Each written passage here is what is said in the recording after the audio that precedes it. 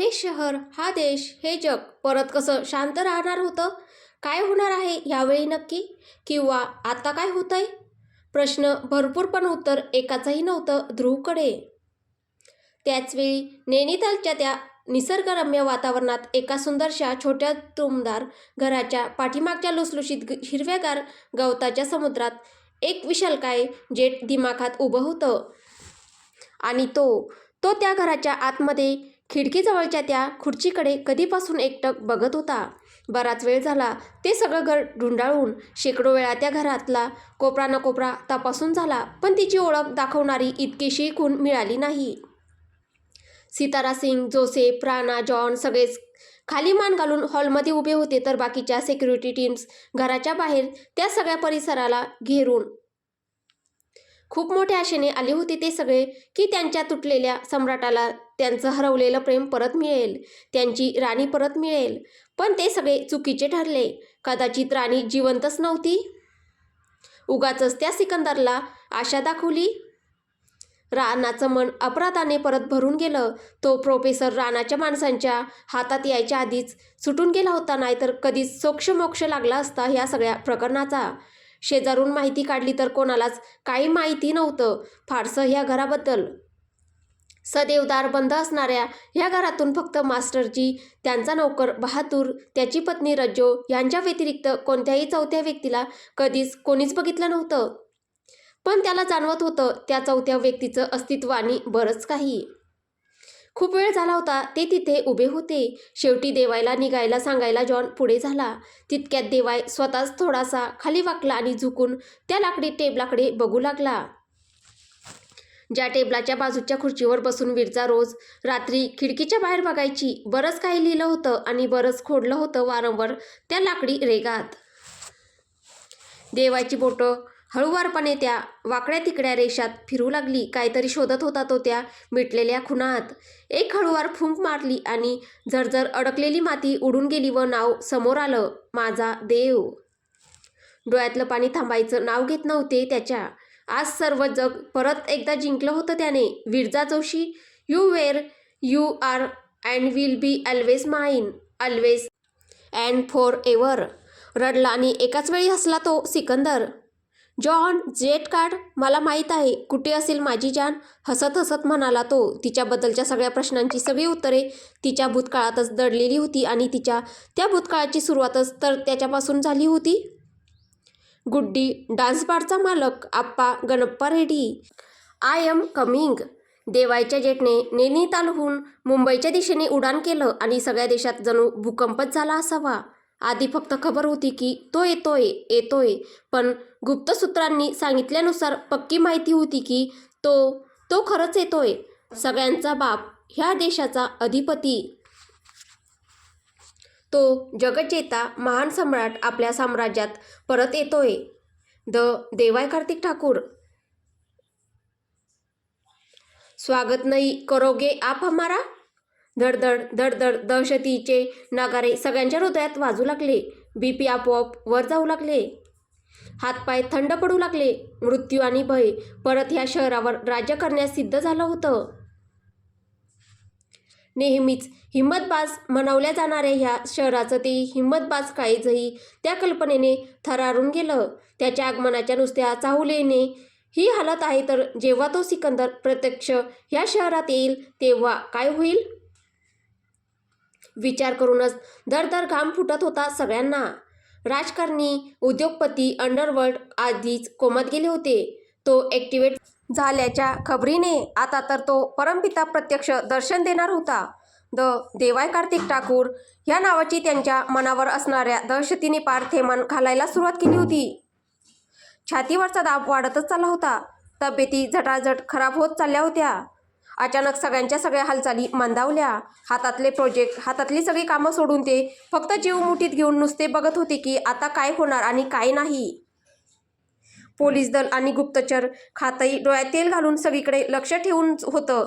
जणू अघोषित आणीबाणीच लागू झाली होती. दिल्लीवरूनही खबरदारी घेण्याच्या विशेष सूचना देण्यात आल्या. त्यांचंही बारीक लक्ष होतंच सगळ्या स्फोटक परिस्थितीकडे. सगळ्यांचीच वाट लागली होती.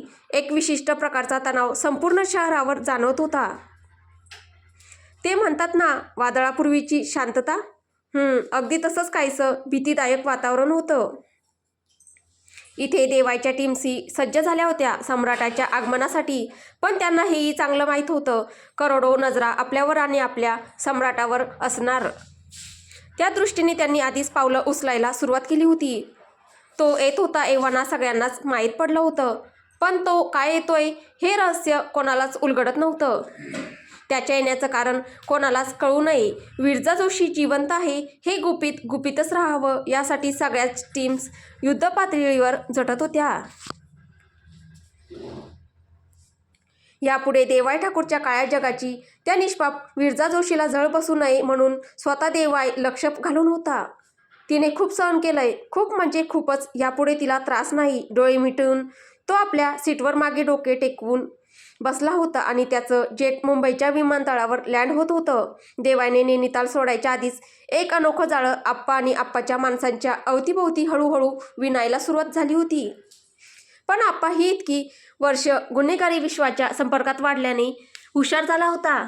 देवाय ठाकूरच्या माणसांच्या तावडीत येण्याच्या आधीच सटकला. जोपर्यंत विरजा ज्या कारणासाठी ह्या शहरात आली होती ते कारण पूर्ण करून तिला दक्षिण भारतातल्या एका छोट्याशा गावी व्यवस्थित सेटल करून देत नाही तोपर्यंत तो स्वस्थ बसणार नव्हता. एकदा ह्या गाईला त्या लांडग्याच्या तावडीत दिलं, पण परत ती चूक होऊ द्यायची नाही आप्पा. तेच भोग परत तिच्या नशिबात नाही. विचार करूनच आप्पाचे डोळे भरून येत होते. 6 वर्षापूर्वी विरजाला त्याच्या बारमधून देवाई उचलून घेऊन गेल्यानंतर आप्पाने गुन्हेगारी विश्वातील आपल्या कॉन्टॅक्टमधून त्या दोघांच्या भूतकाळाविषयी माहिती गोळा करायला सुरुवात केली होती. विरजावर जेलमध्ये झालेले अत्याचार, देवाई ठाकूरने तिच्या आयुष्याची केलेली ती दुर्दशा ऐकून त्याचं काळीजच फाटलं. काहीही करून ह्या बच्चीला त्या राक्षसाच्या हाती लागू द्यायचंच नाही ह्यावर आप्पा आजही ठाम होता. आता आर की पार. पण परत ती चूक नाही आप्पा. स्वतःला 17 वेळा बजावत होता तो. पण आप्पा विसरला होता. तो ज्याच्या समोर उभा ठाकायचा प्रयत्न करत होता तो देवाय कार्तिक ठाकूर होता. 17 वेळा आपल्या प्रेमाला गमावून बसलेला फकीर. पण ह्यावेळी नाही. ह्यावेळी कुणीही अडवं आलं तर ऐकणार नव्हता, किंबहुना कोणाला मध्ये पडू देणारच नव्हता. गाड्या भराभर एअरपोर्टपासून सुटू लागल्या होत्या. देवायचा ताफा शहराच्या बाहेरच्या दिशेने निघाला. नाही म्हटलं तरी यायला थोडा उशीरच झाला होता. डोळे बंद करून सीटवर मागे डोकं टेकून देवाई बसला होता. मनात विचारांचं काऊर अजूनही घमासान करतच होतं. इतक्या वर्षांनी तिला बघणार, भेटणार, काय बोलणार, कसं बघणार? ती समजून घेईल का, की अजूनही रागावलेलीच असेल, रुसलेलीच असेल? की मी का इतका उशिरा पोहोचलो तिच्यापर्यंत? का आधीच नाही शोधून काढू शकलो तिला? आसवं खाली टपटप कोसळत होती आणि त्याच्या पांढऱ्या शर्टाला ओलेचिंब करून टाकत होती. पुढच्या आरशातून राणा आणि जॉन दोघेही हे बघत होते. पण त्यांना आता वाईट वाटण्याबरोबर वेगळीच चिंता सतावत होती. धड धड काळीज घाबरत होतं. मॅडम जर सापडल्याच नाही त्याच जागी तर काय? परत हृदय तुटायचं. न राहून शेवटी राणानेच विचारलं देवायला, बॉस, ते म्हणजे कसं माहीत की मॅडम तिथेच असतील म्हणून? म्हणजे इतकी खात्री? देवायने डोळे उघडले आणि समोर बघितलं. नजर अजूनही शून्यातच कुठेतरी रेंगाळत होती. देवाय, तिच्या सगळ्या प्रश्नांची उत्तरे तिच्या दुर्दैवी भूतकाळातच दडलेली आहे राणा. आजपर्यंत खूप कमी चांगले लोक विरजा जोशीच्या आयुष्यात आली जे तिच्याशी खरंच चांगले वागले. गरज पडली तर कुठलाही स्वार्थ न बाळगता तिच्यासाठी माणुसकी घेऊन उभे राहिले. अगदी एका हाताच्या बोटांवर मोजण्यापेक्षाही कमी. इतकी कमी मनात दुःखी होत ज्यामध्ये मी सुद्धा कधीच नव्हतो. ना तिचा स्वतःचा परिवार. परकेच उभे राहिले शेवटपर्यंत तिच्यासाठी. डोळे भरून आले देवायचे. पुढचं बोलावलंच गेलं नाही त्याला. हातातल्या पेनाने तो खचाखच स्वतःच्या दुसऱ्या तळहातावर मारून घेत होता. रक्तबंबाळ करून घेत होता स्वतःला. पश्चातापाच्या अग्नीत खूप जळत होता. फक्त एकदाच हे पिल्लू समोर, तुझ्या आयुष्यातला सगळा वनवास दूर करेन मी. मन नुसतं गच्च झालं होतं भावनांनी.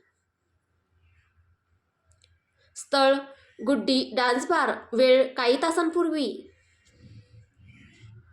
विरजा भरल्या डोळ्यांनी कचरा पेटीच्या बाजूला उभं राहून त्या बंद पडलेल्या डान्स बारकडे बघत होती. कधी काही झगमग करत राहणारा डान्स बारचा तो निऑन बोर्ड आता एका साईडने खाली पडून हवेत लोंबकळत होता. डान्स बार बंद पडल्याबरोबर त्या सगळ्या झगमगत्या आकर्षक वास्तूची रयास गेली होती. देवाय ठाकूर त्या डान्स बारमध्ये आलेला होता. ही बातमी कळताच गुन्हेगारांनी बारपासून दूर राहणंच पसंत केलं. स्वतः आप्पाला तो प्रसंग घडल्यापासून तो बार चालवायची इच्छाच उरली नव्हती. एक निष्पाप मुलगी अगदी गुराढोराप्रमाणे त्याच्या डोळ्यासमोरूनच त्याच्याच बारमधून उचलून घेऊन गेला तो नराधम. त्याचं काहीच मानलंच नव्हतं. परत त्याच बारमध्ये सुखाचा आनंदाचा जल्लोष मांडायचा. तेव्हापासून तो बार जो बंद झाला तो आजतागायत बंदच होता. सगळीकडे धुळीचं साम्राज्य होतं. कोळी कष्टकांनी भिंती कोपरे सगळे भरून गेले होते. काचेच्या खिडक्यांची तावदाने फुटून काचा जमिनीवर इथे तिथे पसरल्या होत्या. बारच्या एंट्री पॉइंटला असणारी हिरवळ शोभीची झाडं कधीच मरून गेली होती. त्यांचे सांगाडेही नीट उरले नव्हते. पोर्शमधले दिवे कधीच तडकले होते. विरजा त्या सगळ्याकडे भरल्या डोळ्यांनी बघत स्वतःशीच बोलली, माझं माहेर.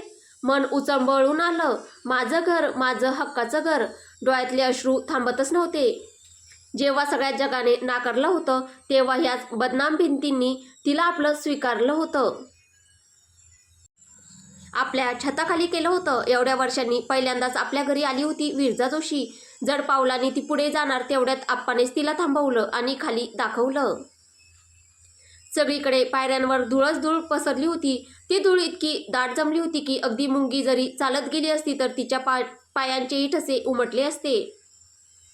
मग काय करायचं? विरजाच्या डोळ्यात प्रश्न उमटला. रात्र देवाय कार्तिक ठाकूरची होती. आप्पा जाणून होता. अगदी ताकही फुंकून फुंकून पित होता. कुठलेच पुरावे पाठीमागे सोडायचे नाहीत. खुद प्रोफेसरने गायब होण्याच्या अगोदर पब्लिक बूथवरून कॉल करून त्याला बजावलं होतं. आप्पा अगदी चिमूटभरही खून पाठीमागे सोडू नको, नाहीतर ते लेकरू परत दुर्दैवाच्या फरफट्यात ओढलं जाईल. स्वतः आप्पाला माहीत होतं देवाय कार्तिक ठाकूर काय चीज आहे ते, ज्याला सगळा देश, पॉलिटिशियन्स, गुन्हेगार, बिझनेस टायकून्स घाबरून असतात. तो या मुलीचे काय हाल करेल कल्पनाही करवत नव्हती त्याला. आप्पाने विरजाला थांबवलं आणि आपल्या पाठीमागून येण्याचा इशारा केला. वर्तमान वेळेत रात्री 9:30च्या सुमारास गुड्डी डान्स बारच्या समोर देवाय उभा होता. मोठ्या आश्चर्याने त्या बंद पडलेल्या बारकडे बघत. वर्षानुवर्षे त्या बारकडे कोणीच फिरकलं नसणार ह्याच्या खुणा स्पष्ट दिसत होत्या. धुळीत कचऱ्यात माखून गेलेली संपूर्ण वास्तू, आजूबाजूला सुकून गेलेली झाडं, तुटून पडलेले ते गंजलेले गेट, काचेच्या खिडक्यांची फुटलेली तावदाने, उडालेले बल्ब. एखादा गरदुला पण त्या वास्तूत पाय ठेवणार इतकी वाईट अवस्था होती त्या बारची. आता देवायला पण मनात शंका येऊ लागली. खरंच आपला अंदाज चुकला तर नाही?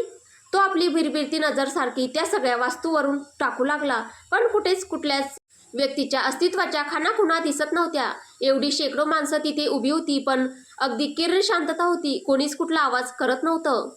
सगळे इशाऱ्यानेच एकमेकांशी बोलत होते. स्वतः देवाय, राणा, जॉन, जोसेफ, सितारा सिंग आणि इंटेलिजन्स एक एक्सपर्ट टीम बाहेर राहूनच त्या वास्तूचं अगदी बारकाईने निरीक्षण करत होते आणि बाकीचे आजूबाजूला लक्ष ठेवून होते. पण विरजा जोशी तिथे असण्याची सुत्राम शक्यता त्यांना दिसत नव्हती. तो बार आणि जिथे देवाय व त्याची माणसं उभी होती त्या जागेच्या मध्ये लादीवर प्रचंड धूळ साचली होती. एखाद्याला जर बारमध्ये प्रवेश करायचा असेल तर कंपाऊंड मधल्या त्या धुळीवर चालत जाऊन आपल्या पावलांच्या खुणा मागे ठेवूनच जाणं शक्य होतं. पण तिथे फक्त कुत्री मांजरी याशिवाय कोणाच्याच पायांचे ठसे उमटले नव्हते. ना आप्पाचे, ना विरजाचे, ना त्याच्या कुठल्या माणसाचे. तिनं विस्कटलेली धूळ बघून देवायलाच आता त्याच्याच अंदाजावर संशय वाटू लागला. विरजा म्हणा की आप्पा म्हणा, हवेत उडत उडत तर ते सगळं धुळी साम्राज्य पार करून आत जाणं शक्य नव्हतं. अगदी त्या बारच्या दरवाजापर्यंत सगळं अनटचेड होतं. मग विरजा आतमध्ये असेल तर ती हे सगळं पार करून तिथपर्यंत गेलीच कशी? किंवा मग ती तिथे नाहीच? आप्पा मग तिला घेऊन कुठे गेला? की ती आप्पा बरोबरही नाहीच? देवाय परत तिला गमावण्याच्या भीतीने सेरबेर झाला होता. अक्षरशः रडकुंडीला आला होता. नाही जान, आता ह्यावेळी दुरावा नको, प्लीज नको, नाही सहन करू शकणार मी. डोळे नुसते पाण्याने काठोकाठ भरून गेले होते. सेरबेर तो त्या तुटलेल्या गेटमधून पाठीमागच्या बाजूला गेला, अगदी सावकाश, खालची धूळ डिस्टर्ब न करता. पण पाठीमागेही पण तेच दृश्य होतं. कुठल्याच पाऊलखुणा नाही, कोणी आतमध्ये गेल्याची किंवा आतमधून बाहेर पडल्याची कुठलीच निशाणी नाही. तो बार तसाच सुनसान निर्जीव त्या अंधारात पडला होता, उद्ध्वस्त आणि अनटचेड.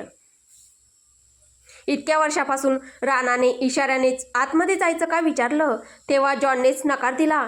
मॅडम किंवा मॅडमना घेऊन कोणी आलं तर इतके सगळे बुटांचे ठसे आणि अस्ताव्यस्त झालेलं कंपाऊंड बघून पाठच्या पाठी निघून जायचं, म्हणून अजिबात त्या जमिनीवरच्या धुळीला किंवा त्या अस्ताव्यस्त पडलेल्या तुटलेल्या फुटलेल्या वस्तूंना हात न लावता सगळे मागे सरकले.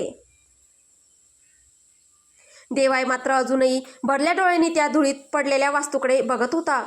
पण माझं मन म्हणत होतं की जान, तू इथेच असशील. काय जितकं दुःखी झालं होतं, पण त्याला आक्रोश पण करता येत नव्हता. आतल्या आत तुटत तो त्या बारपासून दूर झाला. बराच वेळ ते सगळेच मेन रोडपासून थोडे दूर राहून त्या बारवर नजर ठेवून होते की कोणीतरी येईल. बार थोड्याशा एकट्या सुनसान जागीच असल्यामुळे त्यांना ते अधिक सोपं गेलं. रात्र होत आली पण कोणीच फिरकलं नाही किंवा इंटेलिजन्सच्या माणसांना आप्पाचा पत्ताही लागला नाही. तो अजूनही गायबच. शेवटी निराश होऊन देवाय तिथून निघून जाऊ लागला. पाठीमागे काही माणसांना त्या बारवर लक्ष ठेवण्यासाठी सांगितलं. ताफा देवायच्या टेम्पररी निवासस्थानाकडे वळला. ठाकूर पॅलेसमध्ये तो आजही पाऊल ठेवणार नव्हता की त्या दिशेने बघणारही नव्हता. निराश झालेला देवाय मनातच विचार करू लागला की असं कसं होऊ शकतं, माझा अंदाज कसा चुकू शकतो. तिला तिथेच असायला हवं होतं. काय चुकतंय, काय सुटतंय नजरेतून. आणि जर जान आपाबरोबर नाहीत आहे तर त्या रेड्डीला एकदम गायब होण्याची गरजच काय पडली. त्याच्या कुठल्याही जागी तो का नाही आहे. आपल्या बुद्धीचे घोडे मेंदूच्या चारही कोपऱ्यात दौडवत होता देवाय आणि सारखा सारखा स्वतःलाच विचारत होता, काय आहे ते हातात येत नाही, काय चुकतंय, काय सुटतंय नजरेतून. कुठली ती गोष्ट जी समोरून असूनही हाती लागत नाही. काहीतरी आहे जे त्या सगळ्या चित्रात वेगळं दिसत होतं. पण काय.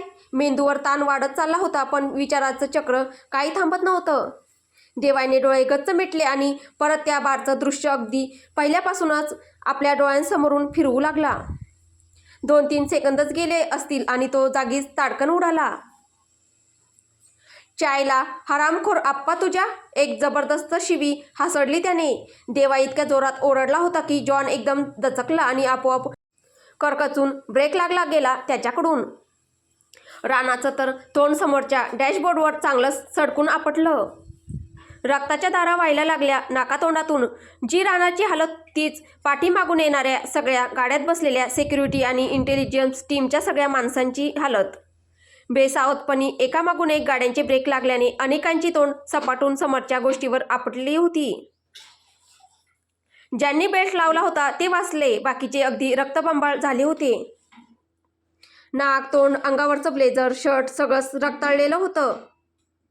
ते नशीब चालवणारे ड्रायव्हर खूप एक्सपिरियन्स्ड होते म्हणून, नाहीतर सगळ्या गाड्या एकावर एक चढल्या असत्या.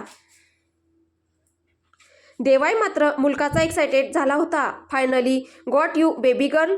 हजारो हिऱ्यांचा प्रकाश त्याच्या डोळ्यातून नुसता लखलखत होता आणि त्याचा उजेड मात्र कधीपासून काळोखात बुडालेल्या त्याच्या सुन्या काळजात पडत होता. जॉन, गाडी वळव, वेड्यासारखा किंचाळत होता देवाय आणि जॉन हो बॉस करत गाडी वळवायचा प्रयत्न करत होता. पण अचानक 50 ते 60 गाड्या पाठीमागून अडकल्याने त्याची गोची झाली होती की आता पाठीमागे वळवायचं कसं. त्यात पुढे गेलेल्या गाड्यांचा ताफा पण देवायची गाडी मागोमाग न आल्याने झटकन टेन्शनने पाठीमागे वळल्या होत्या. पाठीमागे पुढे सगळीकडे गाड्याच गाड्या, फुल ट्रॅफिक जाम आणि इथे देवायला पेशन्स धरवत नव्हता. सारखं त्याचं किंचाळणं चालूच होतं. जॉन, गाडी पाठीमागे वळव, जॉन, गाडी पाठीमागे वळव. केवळ 2 सेकंदात जॉनचं जगणं मुश्किल करून टाकलं होतं देवायने.